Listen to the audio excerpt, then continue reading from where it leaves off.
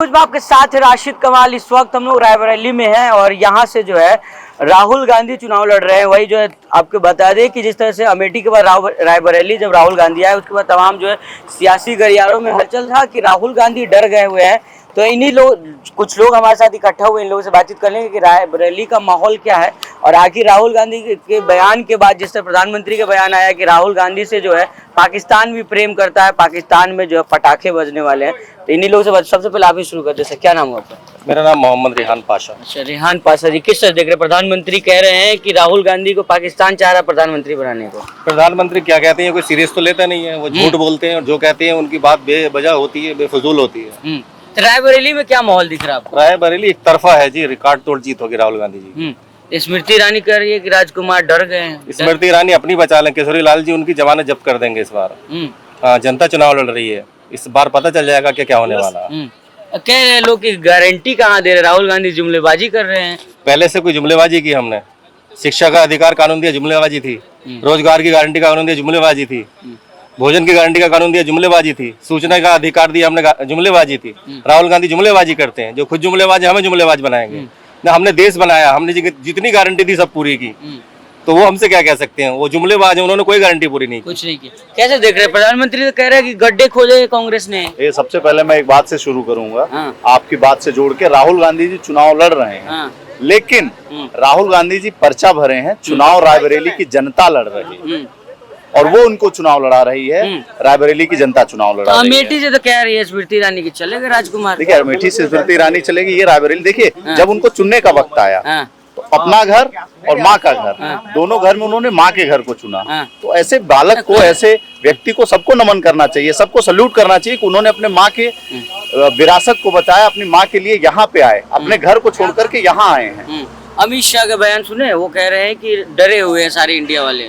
आप उनसे पूछिए ना कि वो डरे बिना सीबीआई भेज रहे हैं, बिना डरे ईडी भेज रहे हैं, बिना डरे बता रहे हैं कि टेम्पो से पैसा जा रहा है। मतलब आपके घर टेम्पो से पैसा आ रहा है, जैसे खुद होता है वैसे दूसरे को पता चलता है, इसलिए उनको ऐसा लग रहा है कि हमारे घर टेम्पो से पैसा है तो शायद आगे पहुंचाया जा रहा है। तो डरे हुए वो हैं। डरे हुए नहीं होते तो आज भूपेश बघेल जी की सभा हो रही थी रायबरेली में, उसके पहले यहाँ के जो मजिस्ट्रेट थे वो जा करके रोक रहे थे, जबकि जनसंपर्क करने जा रहे हैं, फिर भी जनता को डराने के लिए पुलिस लेकर के जा रहे हैं, तो वो डरे हुए हैं। तो क्या लग रहा है कि दूसरे चरण के बाद से अमित शाह कह रहे हैं कि 191 से तीसरे चरण के बाद 191 से ज्यादा सीट आ रही हैं। इनके पहले चरण का कोई वादा सुन लीजिए। पहले चरण में इन्होंने गारंटी शुरू किया था, उसके पहले ये राम मंदिर पे चल रहे थे। राम मंदिर के बाद गारंटी पे आया मोदी की गारंटी, मोदी की गारंटी फेल हो गई। फिर अब ये तीसरे चरण पे आए, फिर टेम्पो शुरू हो गया है। तो इनको खुद लग रहा है, अपनी बात को कब बदलता है इंसान? अपनी बात को तब बदलता है जब उसकी एक बात पूरी नहीं होती, जब अपने विश्वास पे नहीं रहता।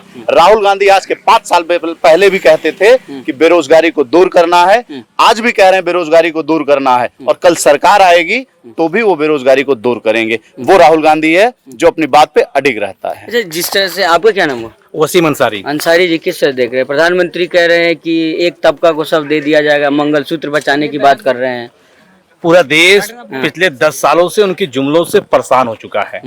ये कहते हैं, मैं चैलेंज देता हूं आपकी इस मीडिया के माध्यम से कि 5 न्याय 25 गारंटी, 5 न्याय 25 गारंटी जो कांग्रेस ने दिया है, उसमें कहीं भी मुस्लिम का मां लिखा हुआ होगा, मैं राजनीति छोड़ दूंगा।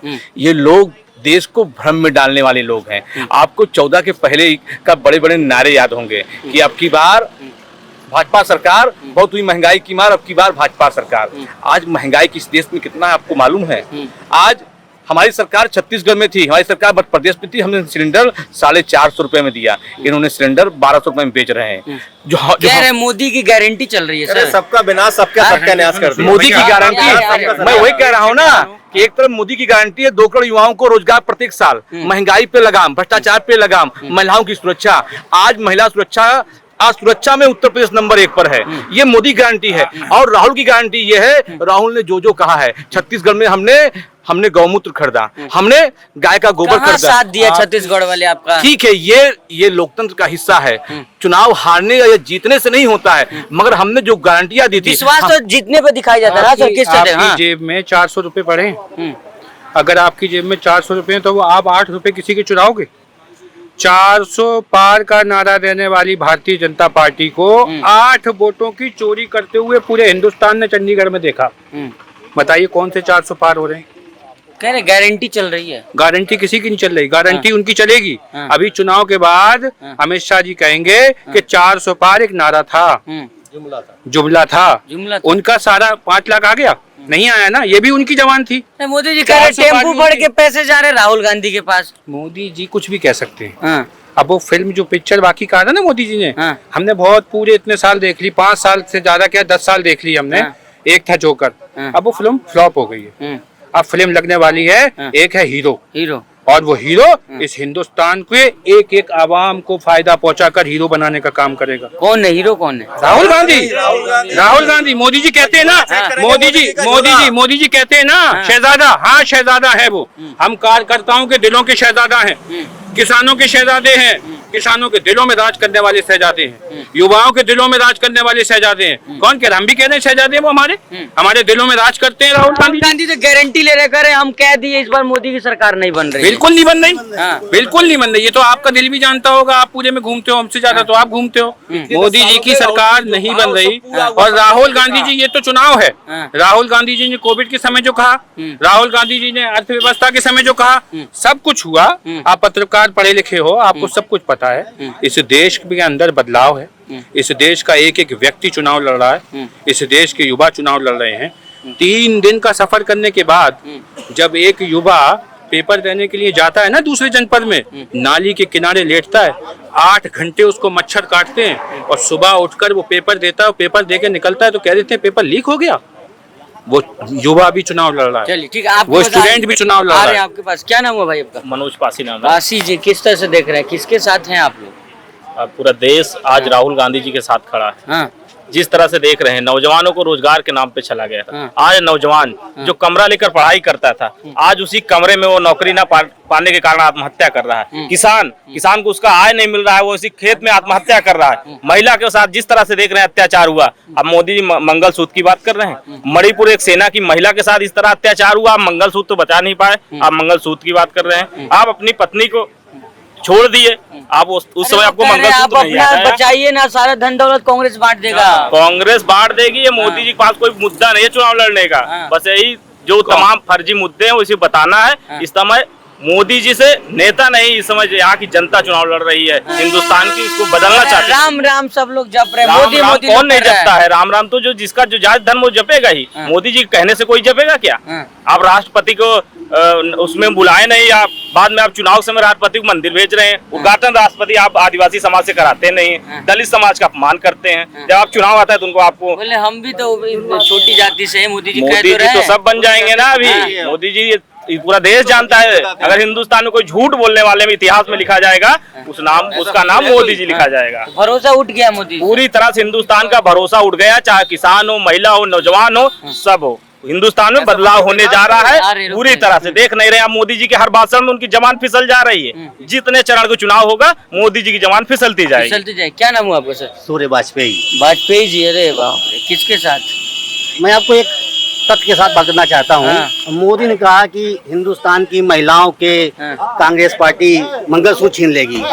मेरे सामने एक ऑथेंटिक डाटा है, अगर हो सके दिखाइए। एसबीआई बैंक है, भारत की सबसे बड़ी बैंक कौन सी है भाइयों? SBI bank. एसबीआई बैंक का एक जो डाटा मेरे पास है, ये कहता है डाटा कि सन 2004 में हिंदुस्तान में 2,42,336 लोगों ने गोल्ड लोन लिया था। 2004 में 2,42,336 लोगों ने गोल्ड लोन लिया था।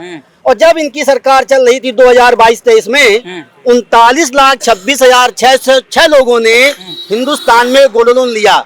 गोल्ड लोन तब लेता है जब उसके घर की आर्थिक स्थिति सबसे दयनीय होती है। क्यों? घर की महिलाओं के जेवर उस परिवार की इज्जत होती है। आपने आपदा में अवसर का मंत्र दिया, आपने थाली बजाई, आपने कटोरी बजवाई, आपने दीपक जलवाए, लेकिन आपने नहीं देखे कि एक गरीब परिवारों की महिलाओं के जो जेवर थे वो गिरवी रखे जा रहे थे बैंक में। 2004 में 2 लाख लोगों ने और 2023 में 39,26,000 लोग गोल्ड लोन लेते हैं। तो बताइए, हमारा भारत विकास की ओर जा रहा है कि हमारा भारत अंधकार की ओर जा रहा है? ये मोदी को सोचना होगा कि जिस मोदी जी तो इसी को कह रहे अच्छे दिन, ये अच्छे दिन है, ये जनता देख रही है। जैसे मैंने एक डाटा दिखाया, जिस दिन इस हिंदुस्तान का युवा यहाँ जनता जागेगी ना तो पलटवार करेगी, और वो पलटवार निश्चित है। और निश्चित इस बात से है कि जो 400 प्लस का जुमला कहते थे, आज उनकी जमानत 400 गायब है, 300 गायब है। अब उनके पास सीटों की संख्या नहीं है, सिर्फ इंडिया गठबंधन के खिलाफ है और सिर्फ राम नाम को जप करके हमारे देश का इलेक्शन कमीशन उनका गुलाम बन गया है। उन्हीं के द्वारा आचार संहिता में कहा गया था कि आप धर्म के नाम पर वोट नहीं मांगेंगे। आज प्रत्येक दिन ऐसी कोई रैली नहीं जब हिंदुस्तान के डबल इंजन के लोग योगी और मोदी राम नाम का इस्तेमाल न करते हूँ। मैं भी ब्राह्मण हूँ, मैं भी सनातन को मानता हूँ, लेकिन नीति विरोधी होकर के आप जब देश को चलोगे ना तो इस देश की पढ़ी लिखी जनता आपको घर फेंकने का काम करेगी। और वो समय दूर नहीं जब 4 मई के बाद इस देश में भाजपा का ग्राफ जब गिरता हुआ दिखाई पड़ेगा तो अपने आप ही जनता उनके मुंह पे तमाचा मार चुकी होगी। कैसे? अपने हाथ के पंजे वाला बटन दबा करके।